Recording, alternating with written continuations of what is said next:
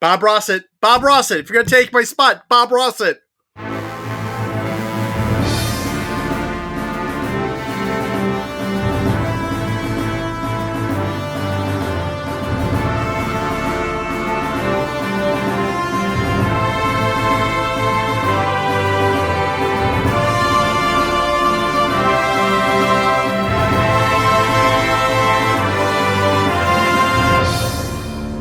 Hello and welcome to All Comics Considered, the comic book podcast with a heart of gold.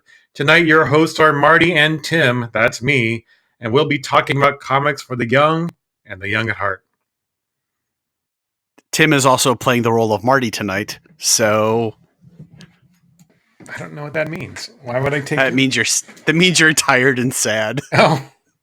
That. So Marty, tell me, why did we want to do a show about comics for all ages? Because comics are for everyone, but not every book is for everyone.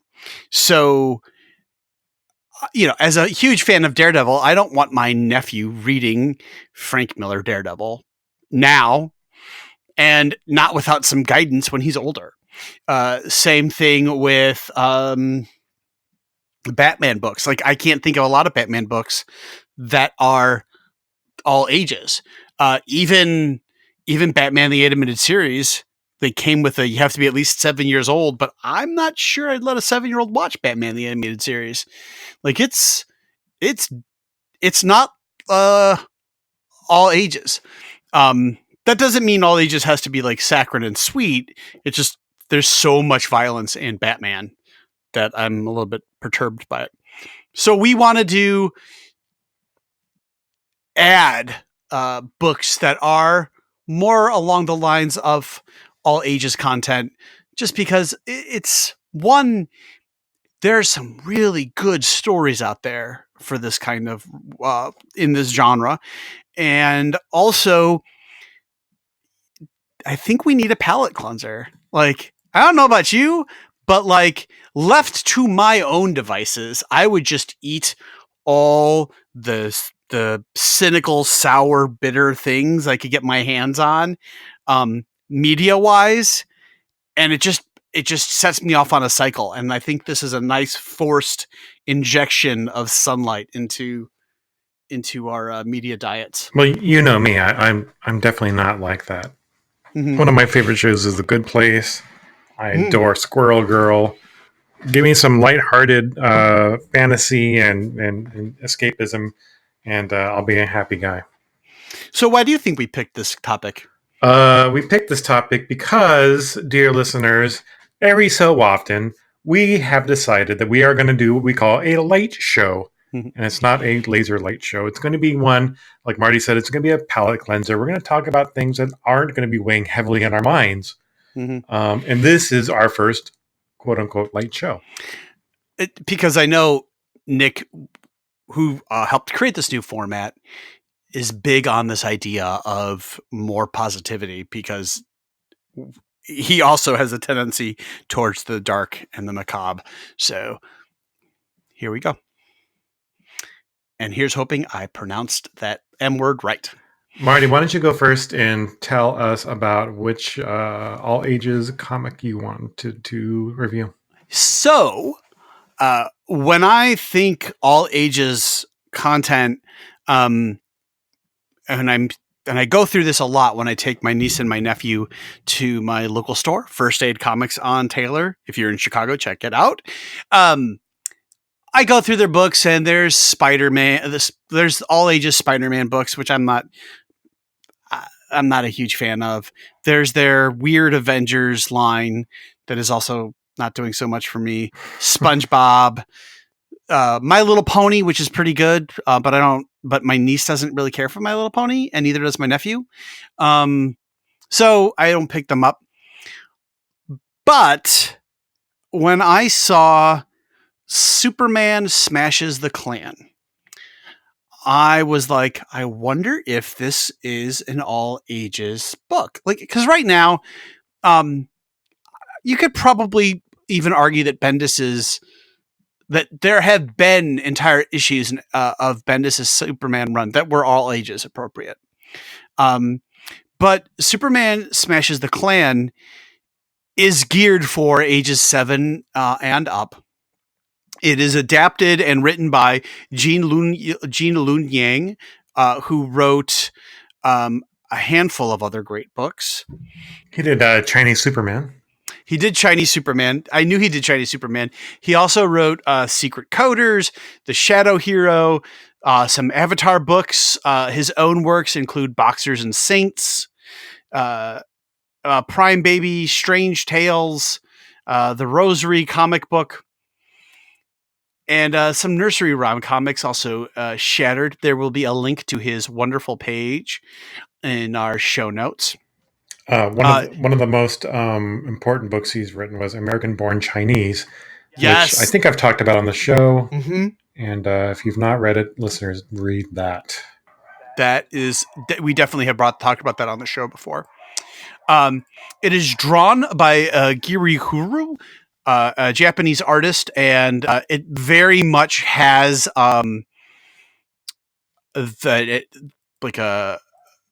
like a studio, vaguely Studio Ghibli kind of feel. Gurihiru's link is also on this page if you're not familiar with him. A lot of it is his page is in Japanese, of course, because he is from Japan.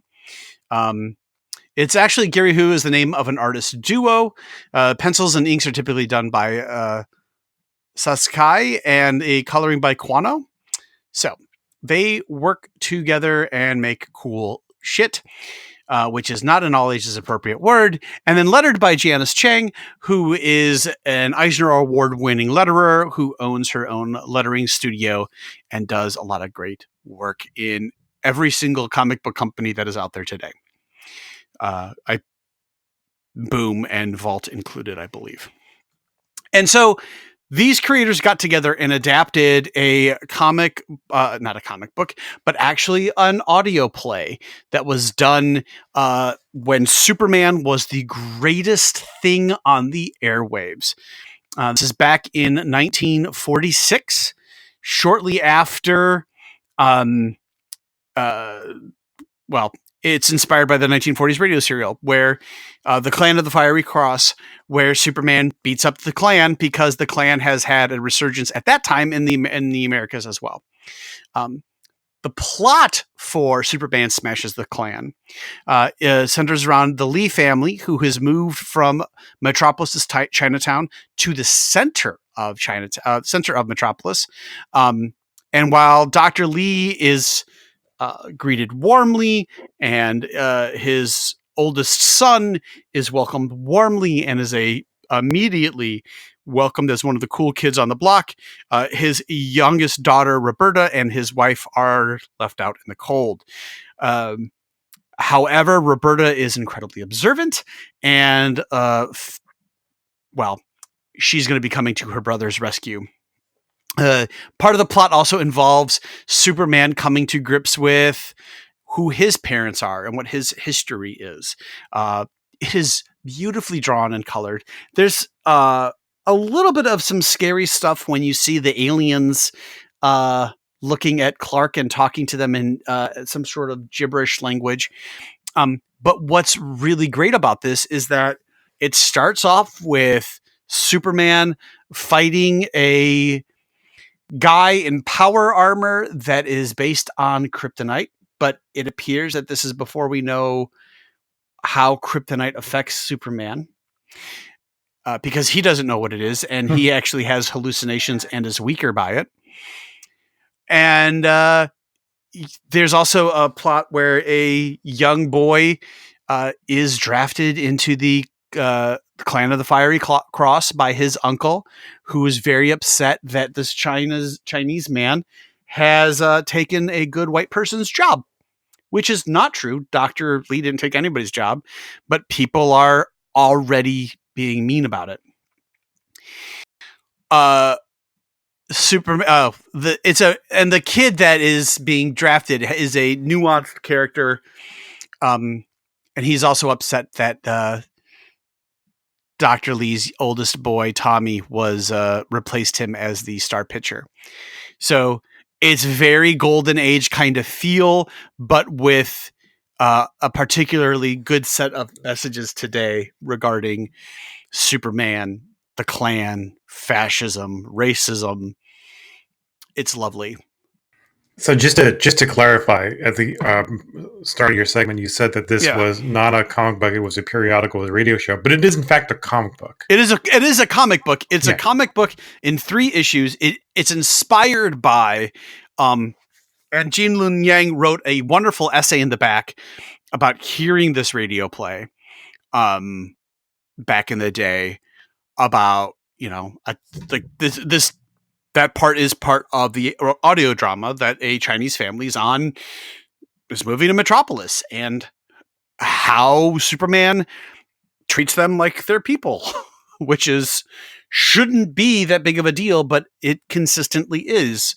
But yeah, it's a 3-issue series, totally worth it. It gets a 0.95 to a 1 on the Kirby scale.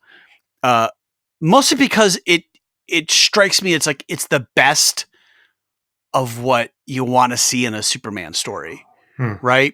Like how it's got a good Clark, it's got great Clark beats, it's got great Lois beats. Jimmy Olsen is the manager of the baseball team and is like a Cub reporter, but all those set pieces are important. But what matters is, who is Superman and why is he good?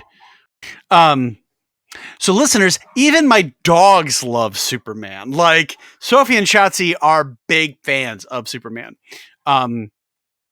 Regardless, it's what makes it important is not just Superman like getting down to his essence of what makes him a good, just, and moral character, but also watching Roberta Lee piece together like who are the bad people and how she's going to go save her brother, and like this Chinese family who is upwardly mobile in the 1940s, which is still, 1, it's not that long ago, but 2 is still a difficult task to discuss. Like 1940s was not an easy time for non-white people in this country. So do they overtly talk about racism and use that word in the books, or do they show the adventure part of it? They don't talk about racism. However, one of our antagonists, who will probably become a protagonist over the course of the arc, his uncle, who is a villain, talks about how the Chinese people are filthy and dirty, and what we see is this beautiful, immaculate house, right? And one of Dr. Lee's colleagues is talking, and a police officer, they both talk about how like he didn't earn his job when the chief scientist, the chief medical officer, is like welcoming him with open arms. So it's painting a picture without using the overt like label like this is racist. Gene Luen Yang is painting out like this is what they are facing, and he has yet to label it. It does open up with an attack by a Nazi on Metropolis's dam, and Superman does make fun of the Superman mythos that surrounds the Nazi ideologies. The Übermensch ideology. So yeah, go ahead. I was going to say, I'm taking a look at the cover of the first issue. How gorgeous that is. Oh. It's beautiful. Superman sporting the old-timey black shield. This is a Superman that is more like year 1, who hasn't figured out how to fly yet. Yeah. This is pure old-timey Superman. And he runs across power lines so that he doesn't jam up traffic. And so he can avoid the traffic. But also on that cover is Roberta Lee, like, who stands up to a bully and is pretty great. Like, Roberta Lee is awesome. She also throws up on herself because she gets car sick, and it's a funny beat. But it's just great. And come for the Superman, stay for Gene Luen Yang's essay at the end, where he points out all of this. It's beautifully done. Tim, Marty, why don't you tell us about yours? I will. I've got a question to start off, though. Did you, when you were a young person, did you happen to read the Chronicles of Prydain, aka the Black Cauldron? Lloyd Alexander? No, because I was never a young person. I all right. was born 40 years old. Never mind. I will not ask that question again. Marty, do you remember when you were young? No. You were born a beard. I was born a Van Dyke beard. Why did you want to know if I had ever watched or read The Black Cauldron? Reason being is that what I picked up this time around was David Peterson's Mouse Guard, and there are elements of this book that made me think deeply of Black Cauldron, the Black Cauldron series. Yeah. So what we have here is a super lush fantasy novel set in graphic novel format that features. It just has great character development.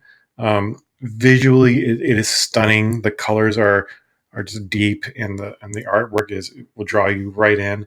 And yeah, this is definitely one of those kind of books that I would have just feasted on when I was 10, 12 years old, like I did with the Black Cauldron series.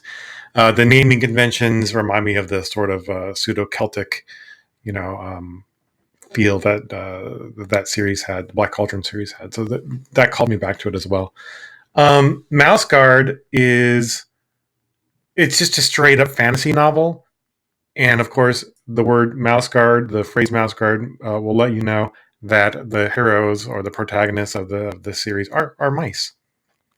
They're mice in cloaks with weapons and daggers and cloaks and alchemy and magic and elders and mysterious beings, and they're the people that are after them are also animals. Mm-hmm. So this is an anthropomorphic series, and I picked it up and I read the first volume, and then I immediately downloaded the second volume, and then after that I immediately downloaded the third volume, and I can't stop.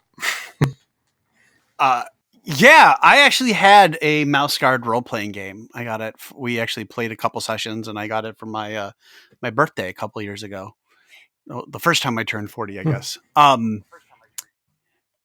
It's beautiful, and the characters in that story are really well defined, and the world building is pretty great, and the parallels between human culture and mouse culture is pretty great. It's a hell of a world. It's a hell of a book. What's the story of Mouse Guard about, other than these are mice that guard? Well, I've only read Series 1 and Series 2, Fall 1152 and Winter 1152. Uh-huh. And what we have is a handful of adventurers in their village has been cut off from other parts of the mouse society. And so they have to, and they did not prepare well for winter. So their stocks of food are low, and their stocks of medicine are low. So this hardy band of mice adventurers have to recover some medicine from one group and then bring it back home. So it's, if we were talking about an RPG, it'd be a step and fetch it sort of thing. Very simple plot, but going there and getting the medicine and the stuff and coming back home, very difficult. There's a giant, there's a regular sized owl that messes with them. There's a mysterious set of tunnels that the weasels used to use. There was references to a war between the mice and the weasels. Weasels are the bad guys usually. They are bad. They are bad guys. And there's a exploration of a character called the Black Axe, who claims to be immortal. I don't want to talk about that too much, but I love this sort of mysterious elder that that mentors the young hero. Again, calling back to the Black Cauldron, sort of, so if I were a young person, I would identify with the young upcoming hero who's trying to do things in the world and being mentored. There's so much for young people here. It's not a book without violence. There is violence, but I think it's appropriate level of violence for kids. And when I was a kid, I remember reading the Brothers Grimm mythology and folk tales, and there's lots of messed up stuff in there. But I think kids understand on that level what is fantasy and what is real. And yeah, violence is real. It's just like how it's displayed and how it's dealt with. Like, yeah, you can still have a all ages story that's got violence in it. Yeah. Yeah. The language that they use is fun. They throw the word mouse in it a lot, like Smurfs use the word Smurf to describe himself. But it's not annoying. Yeah, I mean, Mouse Guard is a New York Times bestselling on the bestselling list. It's won Eisner and Harvey Awards. So yeah, David Peterson really built a whole world that I had always heard about and never read until now. So thanks for this show for putting me in that world. I mean, there's always comics that are important and people talk about, but you may not have gotten to them. Like I've never really read Concrete. Yeah. I've never really read Flaming Carrot. No, I never read Flaming Carrot. And until now, I never read Mouse Guard, and I'm super happy that I did. So, yeah, I'm into it. This is the, it's on the Boom Imprint Archaea Studios. And yeah, he's won multiple Eisners. So I thought there was a cartoon for Mouse Guard that was going to be made, but I haven't seen anything about that in a long time. So it could be that my aging brain is making stuff up. He will be in 2020 at Emerald City Comic Con. So cool. Well, so yeah, I think that just about covers it for our first light episode. Before we start transitioning out, is there anything anything we should bring up about other light topics? Well, here's the thing.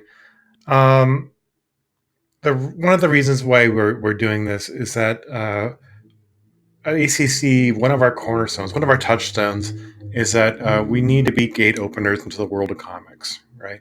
And so these dark and scary books just aren't going to be appropriate for a younger audience, and that's why we're doing this show. We want a show to talk to you about books that you can bring to your sons and daughters, nieces and nephews, and other young people that you know. So hopefully this will help out. We will be doing more of these light shows.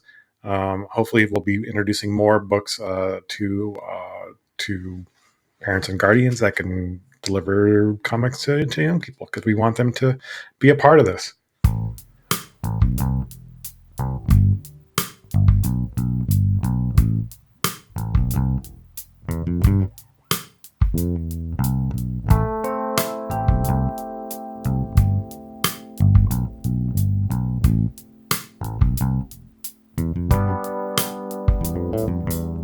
And with that, we are going to wrap up our first light episode.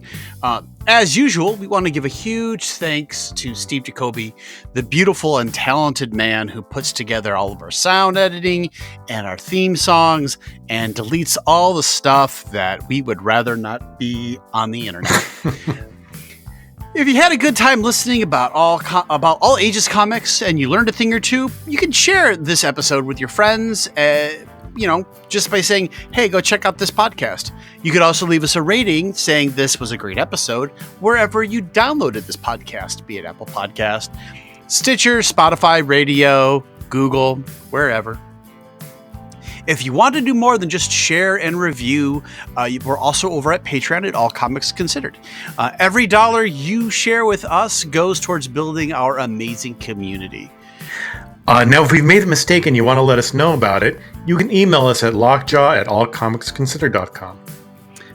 And so, again, your hosts this week have been Marty. You can find me at Officer Gleason on Twitter. And coming soon, talking about The Last Starfighter on Popcorn Ronin. This is producer Tim. You can find me on Twitter at TimConsiders and pushing fresh and hot content over at the Facebook page at All Comics Considered. And Nick is always legally Dick Fury. And until next time, action heroes, remember, all ages comics probably don't have as many swears as this episode does.